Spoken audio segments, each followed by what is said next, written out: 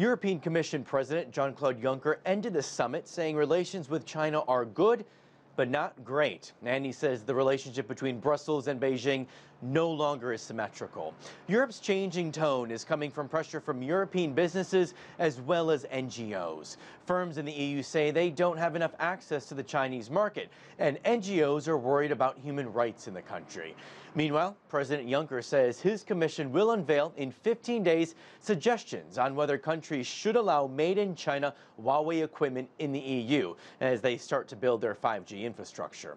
Here in Europe, both China and the U.S. have been lobbying countries hard on this, each trying to pull EU countries in their own direction.